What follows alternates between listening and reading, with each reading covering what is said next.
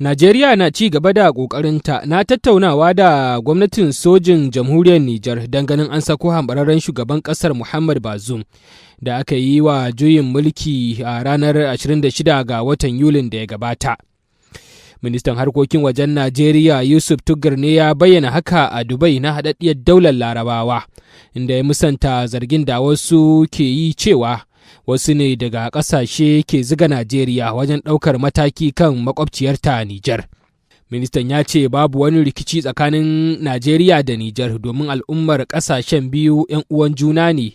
inda ya ƙara da cewa a koda yaushe Najeriya na tare da masu gaskiya da kuma fafutukar tabbatar da cin gashin kai, har ma da ya ba da misali da irin rawar da ƙasar ta taka Afirka ta Kudu da Zimbabwe da Angola da kuma Mozambique. Najeriya dai ita ce kan gaba wajen ganin sojojin da suka gudanar da juyin mulki a jamhuriyar Nijar sun ba da shi ga hambararren shugaban ƙasar. Sai dai wannan na zuwa ne daidai lokacin da 'yan uwan haɓararren shugaban Nijar ɗin Muhammad Bazoum suka ce ba su ƙara jin labarin halin da yake ciki ba tun daga ranar 18 ga watan Oktoba, inda suka ce ana yi wa wasu daga cikinsu barazana. Sanarwar da 'yan uwan nasa suka fitar ta ce tun daga ranar 18 ga watan Oktoba ba ƙara jin ɗuriyar Bazoum, matarsa Khadija Mabruk tare da ɗan nasu Salim ba. Tun daga lokacin da aka hambarar da shi a ranar 26 ga watan Yuli, bayan juyin mulkin da sojoji suka yi, Muhammad Bazoum ya ci gaba da kasancewa a tsare a fadar shugaban ƙasar tare da mai ɗakin sa da kuma ɗansa.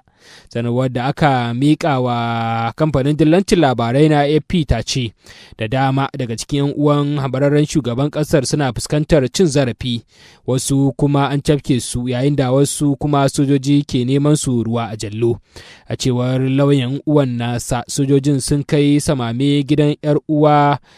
uwar Muhammad Bazoum da kuma wasu daban-daban da ke birnin Yamai a ranar Talata. Sanarwar ta ci gaba da cewa a ranar Lahadi ne wasu mutane ɗauke da bindigogi suka yi awon gaba da Ali Bey Mahjoub, wanda ya kasance babban ma'aikacin banki kuma ɗan uwa ga Muhammad Bazoum. Haka zalika ranar 20 ko kuma 9 ga watan Nuwamba, wani basarake da ya kasance ɗan uwa ga mai ɗakin Muhammad Bazoum, shi ma jami'an jandarma suka yi awon gaba da shi a Zandar, inda har yanzu yake tsare a hannun 'yan sanda kamar yadda lauyansa ya tabbatar.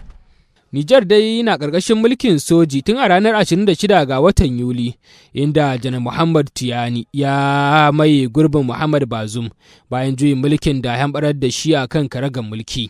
Bayanai dai sun tabbatar da cewa tun daga lokacin ake ci gaba da kame da kuma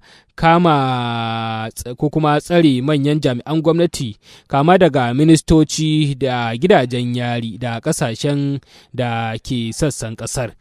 Bayan juyin mulkin ne kuma kungiyar raya tattalin arzikin kasashen yammacin Afirka ECOWAS ta yi barazanar amfani da karfin soji wajen dawo da Bazoum kan mukaminsa tare da sanya takunkumin tattalin arziki a kan kasar ta Nijar.